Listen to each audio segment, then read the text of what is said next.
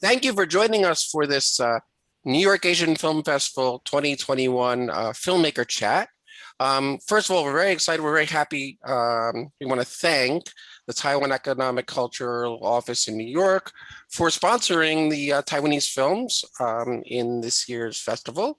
We're also, of course, I'm David Willens. I'm one of the programs of the festival. We're very excited to be having in-person screenings again. And one of the films, City of Lost Things, is in the Uncaged competition. And it will be screening at the SVA Theater August 19th at 6:30 p.m., I believe. And we are very happy to have with us the director of City of Lost Things, director Yee Chih-yen. Hello. Welcome. How are you? I'm fine. How are you? I'm great. I love the film. It's a very exciting, novel example of animation. And if I'm not mistaken, it took you 10 years from concept to screen. Yes. It, Uh-huh. Can you, actually, it's more yeah, than go 10 ahead. years. Actually, it's more than 10 years. Oh, really? Yeah, because before we started, it's about 10 years ago we started the production, but I wrote the script 2 years earlier. So I would say like 12 if you include the time I spent on writing the script. Hmm. So I would say 12 or even a little bit more than that. Yeah. So, can you explain how the idea was planted and how it develops? Where this all came from, Oh, yeah. and It actually all my works sort of came from my personal experiences. hmm, Like this film, about 12 years ago, my mother was very ill. I hmm, spent a lot of time to take care of her. And just one afternoon, I was next to her by her bed, and she was taking a nap. She was sleeping on the bed. I took quite some time just stare at her, and the image of her sleeping on the bed suddenly struck me that, oh, gee, this might be the real goodbye. uh-huh, And well, so the feeling was so strong. I was quite calm, but the hmm, feeling was very strong. So about like 3 days later, I started to write something about goodbye, a sense of goodbye, right. and that's how the film started. And so the first draft of the script was completely different. Mm-hmm. Then it gradually became this adventure story about a boy and a plastic bag. In the end, they sort of parted ways and said goodbye to each other. And however, although the goodbye part is still in the film, however, it was completely different from Sure. what I started. So it's about goodbye in the very, very beginning, about 12 years ago. I would never have guessed that that's how you got that was what planted the seed and that you get to that ending. I was curious about, the main character in the film, the teenager. He shows not because in the very beginning of the film, this struck me right away. Every problem in life happens to him. And then it seems all the troubles he has, a teenager has anywhere in the world, but it also seems to, in the film, represent larger issues, global warming, the effect that the trash is having on the atmosphere.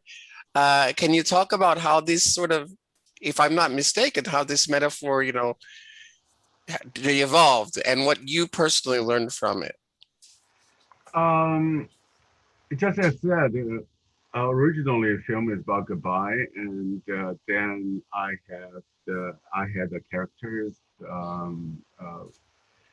Of course, the teenage boy you mentioned, Beef, is the major character. It's his adventure story, and you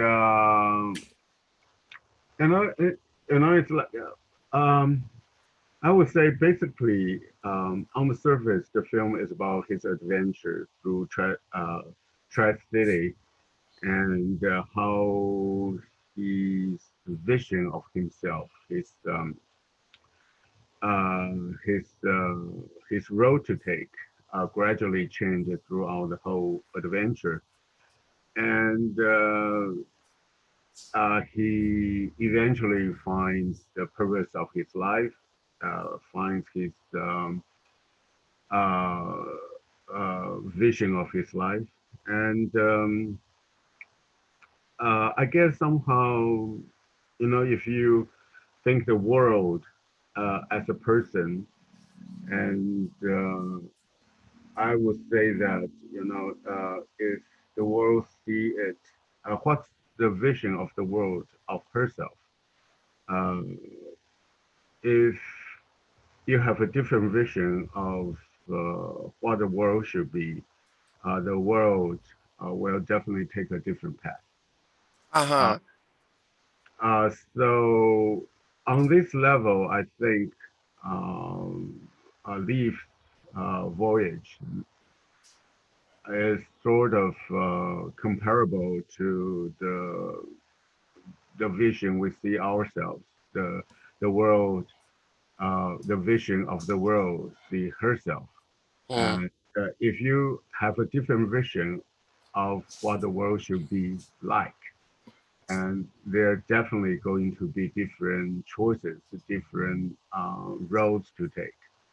Yeah, I think roughly I can, um, I'm not very good at social commenting, or this is not my uh, something I can easily put in the words, Mm-hmm. but I think on this level, a person's vision of his road or her road, a person's vision of his life or her life, and is quite comparable to the world's vision of uh, of the world's what the road, what are the roads the world should take. First of all, you mentioned you started 12 years ago. When you had that idea from the goodbye, did you know then you wanted it to be animated? I think the film has to be animation because most of the characters are not human beings, and they are a bunch of junks. Right. They are plastic bags, and they are broken instruments, music instruments, they are garbage trucks, and all these characters have to be animated. They cannot be acted out by uh, human, by Sure. actors. So I think the subject matter, the characters, sort of dictate the form of the film. So Right. it has to be an animation. So, but however, it's very difficult to make a film, make an animation in Taiwan because it takes a longer time, a much bigger budget. And so when I wrote the script, I I didn't really have the vision that I'm going to make it one day. It's just it's a very personal thing. I want to say something about goodbye. So when I first wrote the script, I didn't expect, and I didn't know how to make it into a film in animation. So I just wrote it. So Mm. that's yeah, that's the whole story. Yeah. So you had to, I guess you, even though you had made films before, you had to relearn how to tell a story in a new medium, right? What was that like? Well, actually, animation is not completely new to me. Oh, okay. Yeah, I went to UCLA Film School in the 80s, 30 years ago, and I learned my basics there. I didn't major in animation, but I took some classes in animation, I and see. yeah, I did some shorts at UCLA, so I got my basics there. And after graduation, I became a TV commercial director, and I made quite a few TV commercials, which require animations also. So, so animation is not completely new to Oh, me, okay. but I've never done it. Just as you said, I've never done an animation feature. Mm. That's something new. That length, that uh, uh, is completely new to me. So, in a way, yes, this is quite a new experience to me, and it's quite different from what I expected. It's quite different from making an animation short or Right, or a TV commercial. Yeah. right. And so I believe in the last 25 years or so, I think Taiwan has become much more environmentally conscious and friendly, wanting to protect the environment. And I feel like, if I'm not mistaken, this is a theme that you're bringing into the film. Can you talk about how this influenced you, if at all? If these were ideas coming from society or something you'd been thinking about, or Oh yeah. I think just as I said, in the past decades, 25 years, 30 years, Taiwan becomes more and more environmentally friendly. And the government have plans to replace fossil oil energy with wind and solar energies. And right, all these things are gradually and getting done. Um, just as I said, because I think it all started when Taiwan has a different vision of Taiwan. When people in Taiwan have a different vision of themselves on this island, I can give you. It's also very personal. I can give you another example how different they are.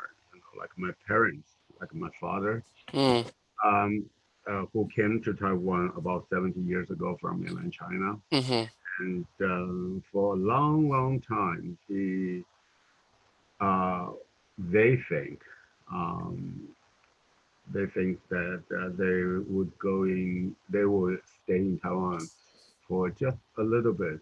Taiwan is more or less a transient stay. They right, would eventually go to some places. So for a long, long time, they didn't buy any good furniture. They had only makeshift furniture. okay, So eventually, they started to buy good things like a good sturdy dining table, for example. right, That dining table would definitely outlive their lives. okay, And it's something that you can pass down to generations or something like that. That's when they started to see Taiwan differently. Oh, this might not be a transient place. Oh, this might be home. This might be some place we're going to be there forever for the rest of their lives. So I think once people in Taiwan see Taiwan differently, Taiwan has a different vision of herself, mm, and all these social changes started. That's when all these social changes started, and uh, that's then we actually see Taiwan as something, as some place uh, we are going to stay for the rest of their lives forever. And this is home. This is not a bus station. This is not something we are going to leave like a couple of years. right, And I think all the, like I said, all the energy policies, all the social welfare, all the health insurance, all this social changes grew out of this different vision. I see.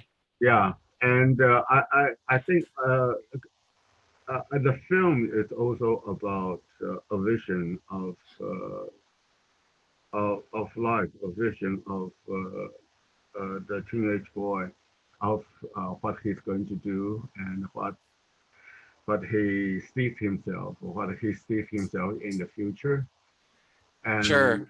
yeah, so I think on this level, I think uh, I this is I didn't write I didn't write a script or about a certain social change. Hmm. I think the whole mentality of the film is from this the new vision of Taiwan of the Yeah. people here. Yeah.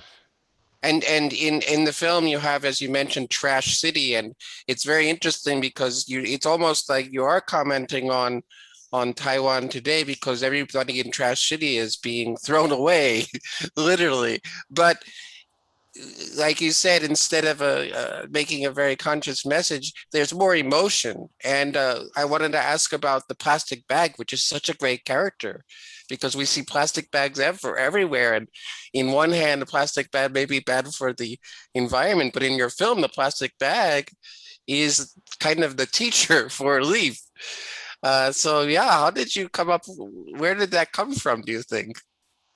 Oh, in the very beginning, it's not a plastic bag. In the very Oh, beginning, yeah, it was like if I remember correctly, it was uh, a shirt or something. uh-huh. It, but but it changed. It changed. I changed the character into a plastic bag. I think like in the second or third draft, Uh-huh. because I think a plastic bag is much more common than a piece of clothing, and we Sure. can see it everywhere. We can see it every day, and a plastic bag um, is so common. We don't feel their existence. It's everywhere. So I think a plastic bag is a better choice than a piece of clothing, than a shirt or something like that. Um, so the plastic the character of the plastic baggie in the film, Yeah. uh, the white and red striped bag Yeah. uh, is the most common plastic bag in Taiwan. I And, kind of remember it. Yeah. okay, you have been to Taiwan. Yeah, I was in Taiwan about 20 years ago or so, a little more. Yeah. Okay, Yeah. so it's the most common uh, image of a plastic bag, and people, just as I said, it is very cheap, and people just use it once or twice and just throw it away, and it became a problem for Uh-huh.